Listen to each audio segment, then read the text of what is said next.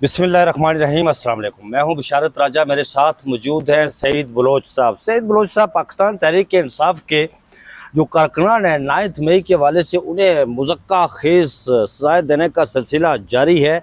सरगोदा से और लाहौर से कोट लखपत जेल में जो ट्रायल हुआ है वो एक मुज़क्का खेज़ ट्रायल हुआ है और सज़ाएं दी गई। आज इस्लामाबाद से भी सजाएं देनी थी या फैसला डाला था, वो सजाएं देनी थी ना, और क्या होनी है। और आपको पता है कि सांचा एक ही बनाया, सांचा एक ही बनाया और वो कल उस पर फैसला दिया जाएगा। लेकिन ये मुज़क्का खेज नाज़रीन मैं इसलिए कह रहा हूँ कि 9 मई तो चले हुआ, किसने किया ये एक बड़ा क्वेश्चन मार्क है।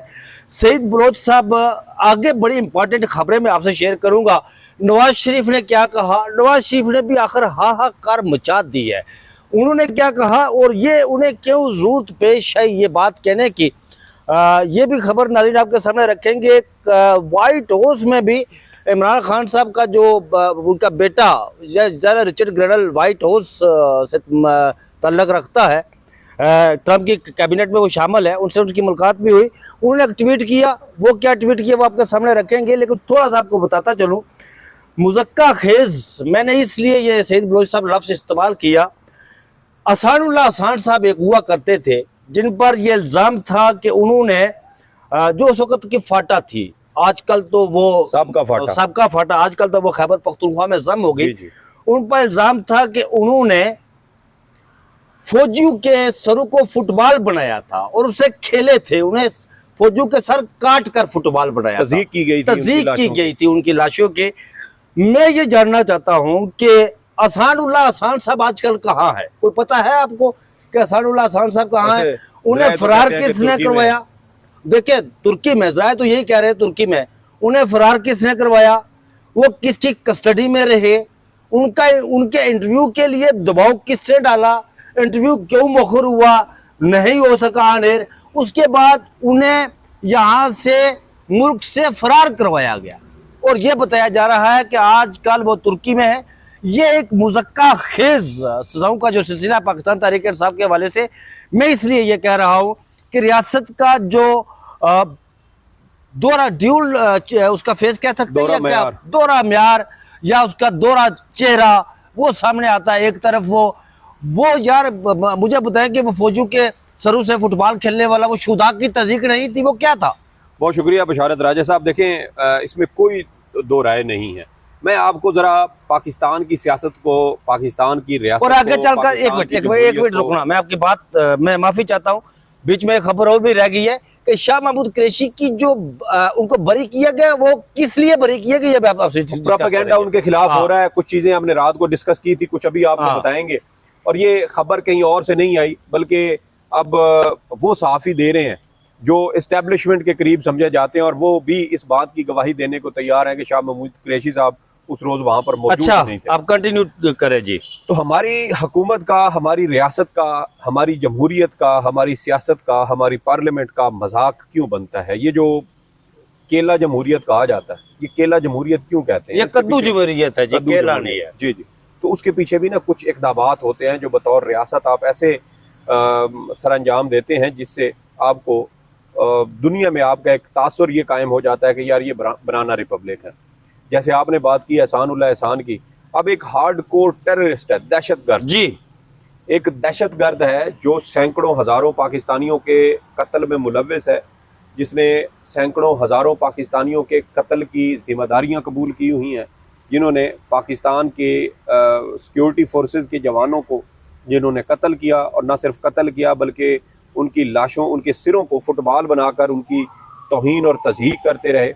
एक तरफ ऐसे लोग हैं जिन्होंने रियासत पाकिस्तान के आइन को तस्लीम करने से इनकार किया और अपना पुरतशद्दुद उनका जो नज़रिया था उसको पूरे मुल्क पर 24 करोड़ 25 करोड़ लोगों पर मुसल्लत करने की कोशिश की।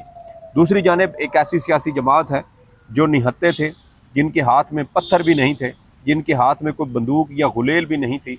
वो सिर्फ इमरान खान जो उनका लीडर था, उसके इस्लामाबाद हाई कोर्ट से अगवा, उसकी गैर कानूनी उसका जो अगवा हुआ था उसके खिलाफ वो एहतजाज कर रहे थे।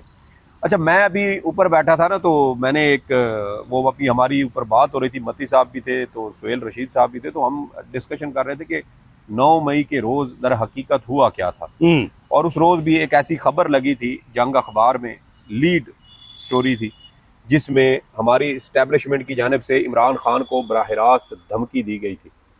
और ये एक दिन पहले की खबर है, क्योंकि आपको पता है अखबार में एक दिन बाद खबर चलती है। यानी आज जो खबर दिन को चल रही है, ये अखबार में कल सुबह पब्लिश होती है। तो ये एक दिन पहले की खबर थी। तो उस रोज़ आप 9 मई 2023 का वो अखबार पढ़ें, उसकी लीड जाके पढ़ें, उसमें आपको अंदाज़ा हो जाएगा कि धमकी क्या दी गई थी।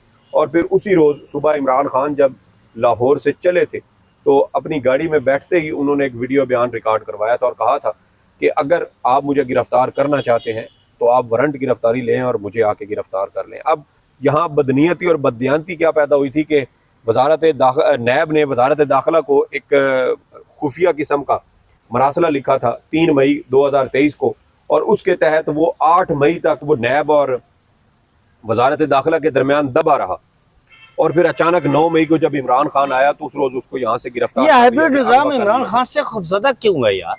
देखिए, हाइब्रिड निज़ाम सिर्फ इस वजह से खौफजदा है क्योंकि हमारे यहाँ किसी को जो अवामी लीडर हो उसको इतना ताकतवर नहीं होने दिया जाता कि वो किसी के साए से बड़ा हो जाए, किसी के कद से बड़ा हो जाए। आप उठा के देख लें कि कोई ऐसा सियासी रहनुमा इस मुल्क में वो उसको ज़िंदा नहीं रहने दिया गया जो किसी के कद काट से बड़ा हो जाए, किसी के सांचे से बड़ा हो जाए, क्योंकि लोग या इदारे इस चीज़ को बर्दाश्त ही नहीं करते कि इस मुल्क में उनसे कोई ज़्यादा मकबूलियत हासिल करने वाला कोई रहनुमा या कोई सियासी जमात मौजूद हो।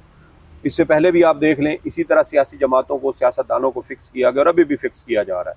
और हालत जैसे मैंने कहा कि हार्ड कोर क्रिमिनल्स जिनको टीवी पर लाया गया, टीवी पर बिठाया गया, उनके इंटरव्यू किए गए, लेकिन यहाँ एक साबिक वज़ीर आज़म है, एक जिसको आप सल्यूट मारते रहे हैं, वो साबिक वज़ीर आज़म जिसने कोई ऐसा जुर्म नहीं किया, जिसको गिरबान से पकड़कर आपने तज़ीक़ा में इस तरीके से गिरफ्तार किया और उसको आज टीवी पर आने की इजाज़त नहीं है। उसका नाम चलने, उसकी तस्वीर चलने, उसकी आवाज़ चलने पर पाबंदी है। दूसरी जानिब ये पाबंदी किसने लगाई हुई है? देखिए, जिनके हाथ में बंदूक है, ज़ाहिर बात है वही ताकतवर है। मैं और आप तो ताकतवर नहीं है। जिस मुल्क में एक साबिक वज़ीर आज़म, एक मुल्क की सबसे मकबूल सियासी जमात के रहनुमा, मुल्क के सबसे मकबूल सियासी रहनुमा बनते हैं, सबसे बड़ी सियासी जमात के वो चेयरमैन है, वो शख्स टीवी पर नहीं आ सकता। लेकिन इस मुल्क में शेड्यूल 4 में जो कलदम सियासी मजहबी जमातें होती हैं वो PTV पे आ सकती हैं, वो इमरान खान के खिलाफ प्रेस कॉन्फ्रेंस कर सकती हैं, वो इमरान खान के खिलाफ मुजाहरे कर सकती हैं, वो हमारी फौज के हक में मुजाहरे कर सकती हैं। ये पूरा सिस्टम यरगमाल है, बिल्कुल यरगमाल है। और किसने किया हुआ है? जिसका अभी आपको बताया। हाँ, और वो किसके यरगमाली बने हुए हैं? देखिए, वो इमरान से खौफजदा है ना। देखिए, ये तो खौफ की अलामत है ना। मैंने जैसे कहा कि आप अगर किसी को फिक्स करना चाहें, वो फिक्स हो नहीं रहा आपसे बंदा। आप जो तदबीर करते हैं वो तदबीर आपकी उलट पड़ जाती है। अब मिसाल के तौर पे आप देखें, आम इंतखाबात से पहले इमरान खान को, उनके कारकुनों को डराने के लिए 5 रोज में 3 बड़े फैसले दिए गए। मजमूई तौर पर 31.5 साल की सजा सुनाई गई इमरान खान साहब। सही है। और सोच ये थी कि इन सजाओं के बाद इमरान खान के चाहने वाले, उनके हामी, उनके वोटर, उनके सपोर्टर पीछे हट जाएंगे, दबक जाएंगे, डर जाएंगे। वो कहेंगे यार इमरान खान को तो अब 31 साल की सजा हो गई है, ये तो अब बाहर आ ही नहीं सकता, तो अब बाहर जाके वोट डालने का कोई फायदा नहीं है, दफा करो, घर बैठते हैं आराम सुकून से, इस मुल्क में इसी तरह निजाम चलेगा, तो इसलिए हमें भी बाहर जाने की जरूरत नहीं है। इरादे ये थे। लेकिन उसका नतीजा क्या निकला? उसका नतीजा ये निकला कि वो बच्चे जिनका इमरान खान ने 25 साल, 15 साल, 20 साल इंतजार किया, वो अब बड़े हो चुके थे और उनको ये एहसास हो गया था कि जिस बंदे ने हमारे लिए अगर 20-25 साल इंतजार किया है, तो फिर अब वक्त है कि हम उस शख्स को उसके सब्र का फल उसको लौटाएं और मीठा फल लौटाएं। तो वो जो नौजवान थे वो डट गए। उन्होंने कहा ऐसी की तैसी इनकी, वोट पड़ेगा, इमरान खान को पड़ेगा, कद्दू को पड़ेगा, भिंडी को पड़ेगा, तोरी को पड़ेगा, बैंगन को पड़ेगा, जूते को पड़ेगा, लालटेन को पड़ेगा, टरबाइन को पड़ेगा, वो क्या कहते हैं, फाख्ता को पड़ेगा, बाजे को पड़ेगा, रेडियो को पड़ेगा। जो दुनिया का अजीब तरीन, भूंडा तरीन आप उनको इंतखाबी निशान दे सकते थे, वो आपने दिया। उन्होंने जाके फिर भी ढूंढ के ठप्पे लगाए हैं। तो जहाँ पे बात अना की आ जाती है ना बशारत राजा साहब, और ख़ास तौर पे कौमों की अना की बात आ जाती है, तो फिर वहां पे आप मुकाबला कर नहीं सकते। फिर आपके हाथ में बंदूक है, तोप है, गोला है, एटम बम है, कोई फर्क नहीं पड़ता। आप ये कह रहे हैं कि इमरान खान को इन्होंने हर अरबा इख्तियार किया तोड़ने के लिए, तोड़ नहीं सके और वो आगे भी ऐसा काम नहीं करेंगे। देखिए, वो आगे भी काम इसी तरह करेंगे इमरान खान को तोड़ने का, लेकिन तोड़ नहीं सकेंगे। देखिए अब हमने 8 फरवरी वाली बात कर ली ना, अभी 5 अगस्त को एहतजाज है, इसीलिए ये सारा कुछ पहले किया गया, पहले किया जा रहा है एक बार फिर लोगों को ये बताने के लिए कि भाई जिनके लिए आप निकल रहे हैं ना, उनको हमने बाहर आने ही नहीं देना, उनको हमने सजाएं सुनानी है। अभी कल जो 2 अदालतों से फैसले ये बताएं शहीद बलोच साहब, मजमूई तौर पर 31 साल कल भी सजा हुई है लोगों को, मुझे ये बताएं कि ये निहत्ते लोग, अहसानुल्लाह खान उस पर बहुत बड़ा इल्जाम, इन्हें सजाएं दे दी गई और अहसानुल्लाह खान को छोड़ दिया गया। देखें ये तो उनकी मर्जी है ना, ये तो उनकी मर्जी है। पाकिस्तानी अवाम, पाकिस्तानी फौजी, पाकिस्तान की अमलाक, क्या उस वक्त जो खुदकुश हमले होते थे, क्या वो फौजी तनसीबात पर नहीं होते थे? क्या वो कैंट के अंदर हमले नहीं होते थे? GHQ के अंदर हमले हुए? GHQ के अंदर हमले नहीं हुए? क्या मुख्तलिफ जो छावनियां थी वहां पर हमले नहीं हुए? क्या APS जो हमला हुआ था, क्या वो कैंट का एरिया नहीं था? हकीमुल्लाह मसूद जब मारा गया तो इन्होंने तो आंसू बहाए थे, क्यों मारा उसे? जी, तो देखे ना, हकीमुल्लाह बैतुल्लाह महसूद के बारे में तो परवेज मुशर्रफ दौर में आपको पता है, वो यहाँ इस्लामाबाद आता था, मारगला रोड पर लोगों ने उसको गाड़ियों में सफर करते देखा था, और वो उस वक्त आपकी रियासत का मोस्ट वांटेड क्रिमिनल था। लेकिन वो यहाँ मुशर्रफ दौर में यहाँ पर इस्लामाबाद में आके घूमता फिरता, 5-5 दिन ही वो यहाँ पे रहता था। हामिद मीर साहब को मुझे याद है, हामिद मीर साहब ने इसके ऊपर बाकायदा अपने प्रोग्राम में बात की थी, और उन्होंने कहा था, ये मामला भी हामिद मीर साहब ने उठाया था कि रियासत का वो most wanted criminal Baitullah Mehsud वो पाकिस्तान आता है, यहाँ पे 5 दिन यहाँ पे क्याम करता है, यहाँ मारगला रोड पर वो गाड़ियों में सफर करता है, और हमारे सिक्योरिटी इदारे उसके ऊपर खामोश रहते हैं। तो इसलिए छोड़े, कुछ चीजें ऐसी होती हैं जिनके जवाब हमें पता होते हैं, लेकिन हम खुल के बात कर नहीं सकते, आगे चलते हैं, लोग इशारे समझ जाते हैं। लेकिन ये बात तय है कि रियासत ने जो पॉलिसी इख्तियार की हुई है, इससे ये नहीं हो सकता कि आप कांटों की फसल बोएं और उसमें से फूल निकले। फूल नहीं उगेंगे, वहां से फिर कांटे ही निकलेंगे, और वो कांटे आपको भी जख्मी करेंगे, वो हमें भी जख्मी करेंगे, वो मुल्क को भी करेंगे, इकोनॉमी को, मईशत को, आपकी इक्तसादियात को, आपके कारोबार को, आपकी सारी जो समाज है उसको वो अभी भी देखें जख्मी कर रहे हैं, और खून निकल रहा है, रस रहा है खून। कासिम खान साहब, नाज़रीन आपको पता है कि आजकल वो अमेरिका के दौरे पर हैं, दोनों भाई, और एक सफारती मिशन, पहला ये सफारती उनका दौरा है, वो अपने वालिद की रहाई के सिलसिले में गए हैं वहाँ पर। उन्होंने रिचर्ड ग्रेनल से मुलाकात की, उसके बाद उन्होंने ट्वीट किया, उन्होंने लिखा, हमारे वालिद ने इस मुल्क के लिए सब कुछ कुर्बान कर दिया, अपनी राहत, सुकून और सलामती छोड़कर पाकिस्तान के मुस्तकबिल की खातिर जिदोजहद की। आज वो खामोश कर दिए गए, अजियत में हैं, कैद में हैं, और हमसे मुकम्मल तौर पर जुदा कर दिए गए। जब से हमें शऊर आया, उन्होंने मुझे और मेरे भाई को सिखाया कि करप्ट हुकूमत कितनी तबाहकुन हो सकती है।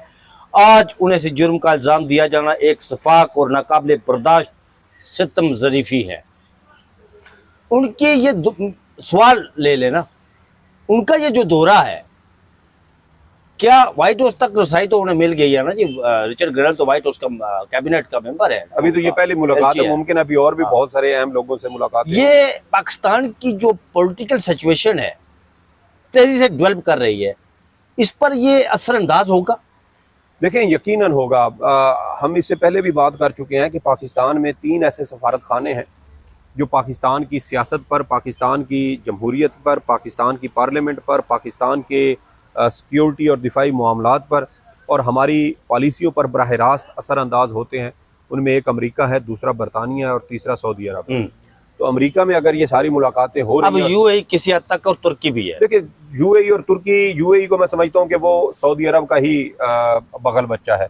तो UAE को जो भी काम करना हो, अमूमी तौर पे वो सऊदी ग्रुप के जरिए ही सारी चीज़ें होती हैं। तो दूसरा, तुर्की वाली जो बात आपने की, तुर्की के साथ हमारे कुछ रहनुमाओं के बराह रास्त ज़ाती ताल्लुकात हैं। रियासती सतह पर मुझे नहीं लगता कि तुर्की इस हद तक पाकिस्तान के अंदर कोई उसका असर रसूख हो। दूसरी चीज़ ये है कि अब ये जो कासिम और सुलेमान कोशिश कर रहे हैं, ये संजीदा नौइयत की हैं। हम यहाँ इससे पहले बात करते रहे, PTI के रहनुमा ये कर रहे हैं, एहतजाज कर रहे हैं, फलाना, ये वो बिल्कुल गैर संजीदा, गैर मंतकी किस्म की चीज़ें थी।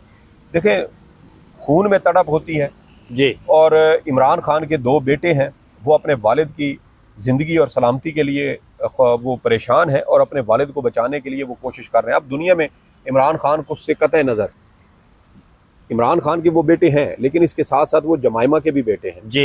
इमरान खान बड़ा रसूख रखने वाला बारी खान, उनका बड़ा तगड़ा ख़ानदान है दुनिया में, गोल्ड समिथ फैमिली। अब वो आपको पसंद है नहीं है, वो लेकिन यहूदी है हैं, तो है ना वो जी। यहूदी हैं, ये हाँ। जो भी हैं, लेकिन वो इमरान खान के बेटों का ननिहाल है, तो उनकी एक अपनी दुनिया में जान पहचान है, तो यकीनन वो अपने वालिद को बचाने के लिए अपने ननिहाल का भी हर इस्तेमाल मुमकिन करेंगे। कोशिश करेंगे। देखिए यहाँ पाकिस्तान में अगर किसी शख्स के साथ, किसी औरत के साथ, किसी बच्ची के साथ नाइंसाफ़ी होती है, हम आए रोज़ सोशल मीडिया के ऊपर देखते हैं जी कि फलां लोग, जैसे अभी भी इस्लामाबाद में वो मजलूम बलोच खवातीन बैठी हैं जी। और वो सोशल मीडिया पर आवाज़ उठा रही हैं, तो क्या अगर वो लोग अपने प्यारों को बाजियाब करवाने के लिए एहतजाज कर रहे हैं तो क्या वो सियासत कर रहे हैं? हाँ। नहीं, हर कोई यहाँ पे जिसको इंसाफ नहीं मिलता वो बाहर निकलता है, प्रेस क्लब के बाहर जाके एहतजाज करता है, इधर उधर एहतजाज करता है, मकसद सिर्फ इंसाफ की फराहमी के लिए कोई कोशिश करना है। तो बहुत सारे लोगों की आवाज़ सुनी जाती है, लोग उनकी आवाज़ में आवाज़ मिलाते हैं, मामला उछाला जाता है और इस तरह वो तवज्जो हासिल करने में कामयाब हो जाते हैं। तो यही इस वक्त इमरान खान के बेटे कर रहे हैं, तो वो सियासत नहीं है। अगर वो पाकिस्तान आकर भी एहतजाज करते हैं ऐसा जिसमें इमरान खान की रिहाई के लिए कोशिश की जा रही हो, तो वो सियासत नहीं है। जी। यहाँ लोग खुद को आग लगा लेते हैं जी कि मुझे इंसाफ नहीं मिल रहा। पिछले साल लाहौर हाई कोर्ट में एक शहरी ने इसी तरह आग लगाई थी, 5-7 साल से उसका मुकदमा चल रहा वो था। किसी मल्टीनेशनल कंपनी का, नेस्ले का, मेरे ख्याल में नेस्ले के मुलाजिम थे। जी जी। किसी का। तो देखे ना कि इंतहाई इकदाम किए जाते हैं, तो वो अगर दुनिया में अपने ननिहाल के लोगों के जरिए वो अपना असर और रसूख इस्तेमाल करते हुए अपने वालिद की रिहाई के लिए कोशिश कर रहे हैं, तो ये उनका हक बनता है। अब आपको पसंद हो ना हो ये चीज़ मैटर नहीं करती, तो इसलिए वो कोशिश में है। रिचर्ड ग्रेनल के साथ उनकी मुलाकात हो चुकी है, इम्कान यही है कि अभी मजीद अमरीकी आला ओहदेदारों के साथ उनकी मुलाकात होगी और असर और रसूख वाले हैं। और आपको ये भी हम अपने नाजरीन को इससे पहले रिपोर्ट कर चुके हैं कि रिचर्ड ग्रे जब फील्ड मार्शल साहब जून के महीने में गए से थे, उनकी मुलाकात हो सकती है। जी जी, अमरीकी कांग्रेस के लोग देखें, इसमें तो पहले ये खबरें आ चुकी हैं और कि कासिम और ये सलमान अगर पहला स्टेप पाकिस्तान आते लेकर हैं, वो ट्रंप तक भी जा सकते जी जी, अगर ये पाकिस्तान आते हैं तो जब ये पाकिस्तान आएंगे तो मुमकिन तौर पे इनके साथ अमरीकी कांग्रेस के कुछ अरकान भी हो सकते हैं, अमरीकी मीडिया भी इनके साथ हो सकता है इंटरनेशनल और वो उनको ताकतवर साथ मीडिया। लेके हाँ, जी। ये उनको साथ लेके आए। तो इसलिए कुछ भी हो सकता है। ये भी मुमकिन है कि वो लोग इनके साथ ना आए, ये किसी और हिकमत अमली को इख्तियार करें और दोनों भाई पाकिस्तान है। लेकिन ये तय हो चुका है, गुज़श्ता रोज़ भी आपको याद है कि हलीमा खान की जानिब से कहा गया कि दोनों भाई पाकिस्तान आएंगे और इमरान खान की रिहाई के लिए होने वाली जिद्दोजहद को यहाँ से लीड करेंगे। हाँ। और ये बात तय है। देखिए पीटीआई की मौजूदा क़यादत की जो हालत हो चुकी है वो हम सेनेट इलेक्शन के दौरान देख चुके हैं।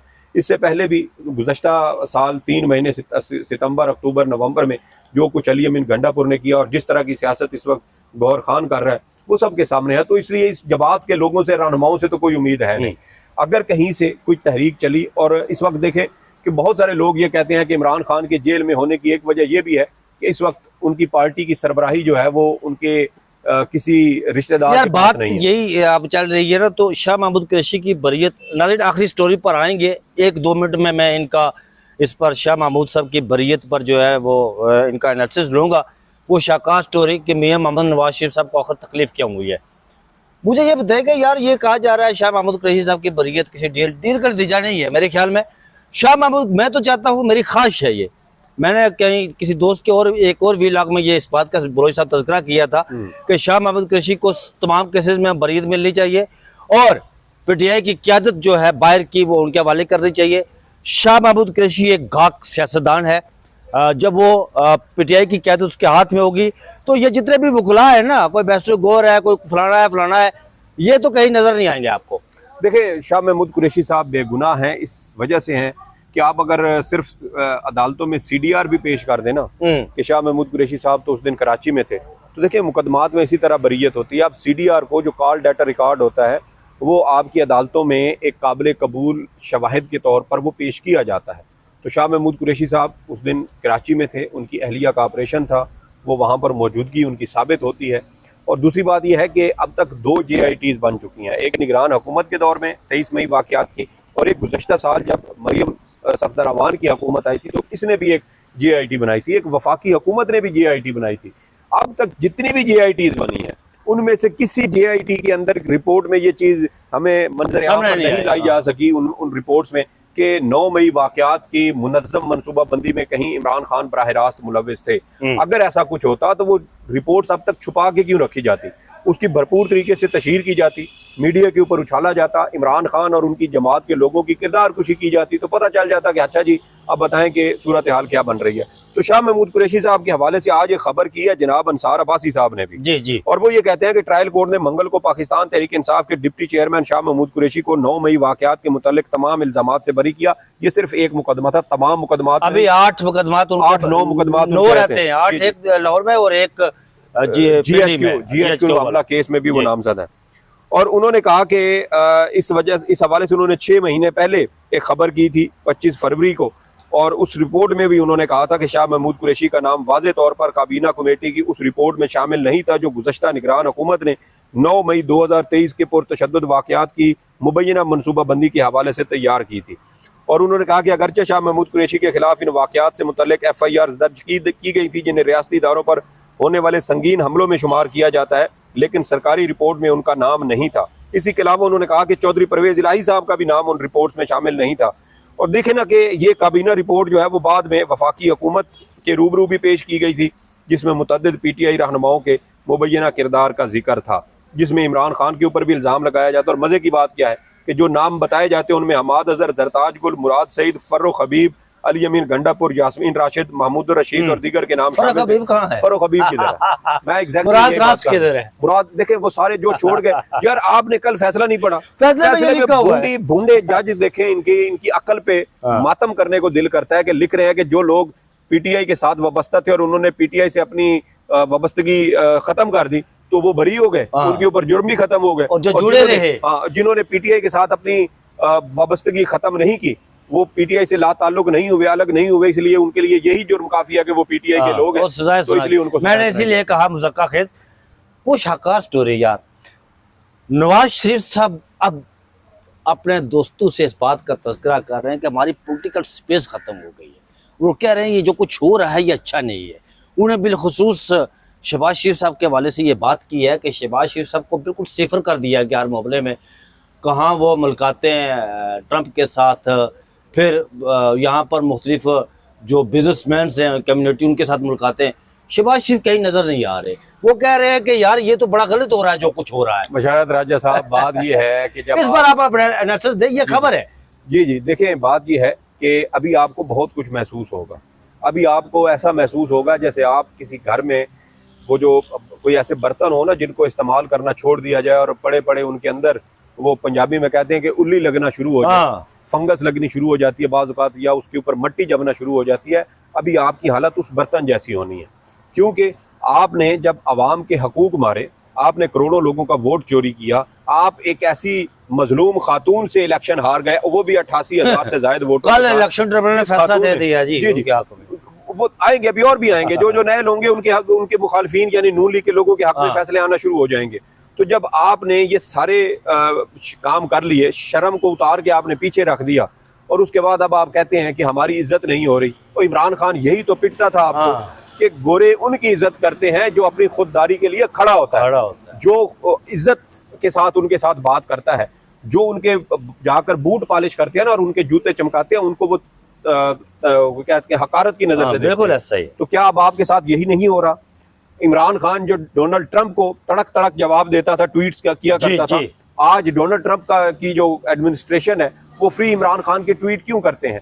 आज इमरान खान और PTI के हक में अमेरिकी कांग्रेस से एक मुतफिका करारदाद पास क्यों हुई है, जबकि इमरान खान डोनाल्ड ट्रंप और अमेरिका की पॉलिसियों पर शदीद तनकीद करते हैं अपने बतौर वजीर आजम भी। और जब ट्रंप 2016 से 2020 तक वजीर आजम थे और इमरान खान एक सियासतदान के तौर पर उन पर तनकीद किया करते थे।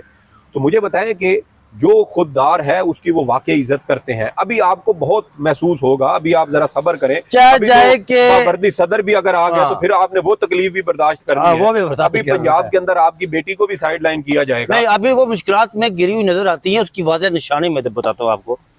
आप जब देखें ना कि मरियम नवाज जब गिलास संभालती है हाथ में पकड़ के फिरती है हर जगह, तो मुश्किलात का शिकार होती है। हमारे जो कल से उन्होंने गिलास संभालना शुरू किया हुआ है। लाहौर के हमारे कुछ दोस्त कहते हैं कि कोई ख्वाजा सरा किस्म के कोई आमिल हैं, जो हमने खबरें सुनी है कुछ लोगों से, वो तो कहते हैं जी कि उन्होंने ये, आपको पता है जब कश्मीर का इलेक्शन हुआ था 2020 में, वहां पर उन्होंने ये स्टील का गिलास उठाना शुरू किया। तो उन्होंने कहा था कि ये स्टील का गिलास उठाएं, ये आपकी मुश्किलात आसान करेगा। तो उस वक्त से लेके बिल्कुल आपने ठीक कहा कि जब भी वो मुश्किल में होती है, स्टील गिलास पता नहीं वो दम किया हुआ है या क्या मामला, हमें तो नहीं पता, लेकिन जो लोग दोस्त हमारे हम तक ये बातें पहुंचाते हैं या बताते हैं, उनके बकौल जी कि ये कोई आमिल हैं जी, उनके कहने पर उन्होंने ये उठाए हुए, हालांकि इल्जामात इमरान खान और उनकी अहलिया के लेकिन ऊपर लगते आपने हैं। और देखिए, अगर आपने इज्जत बनानी है, आपने पॉलिटिकल स्पेस लेनी है, आपके पास दो तारीखी मौके आए थे।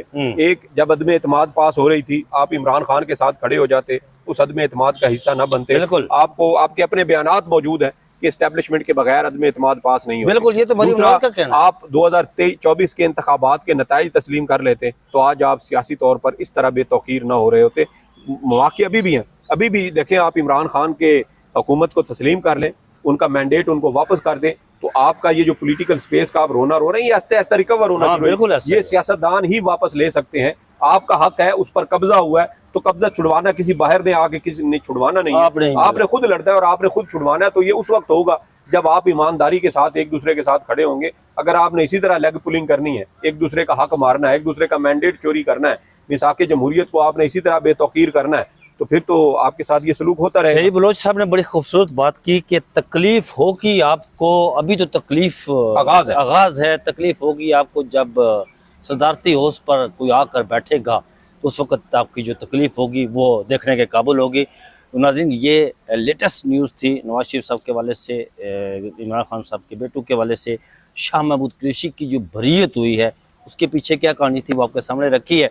और फिर इमरान खान की रहाई के हवाले से जो अमेरिका में संजीदा तरीन कोशिशें हो रही हैं वो भी आपके सामने रखी है, और ये मुज़क्का खेज़ किस्म की जो सज़ाएँ हैं ये कहाँ जाकर रुकेंगी, ये भी आपके सामने रखा है। मुझे और सईद बलोच साहब को इजाज़त दीजिए, अपना बहुत सा ख्याल रखिएगा। अल्लाह हाफिज़।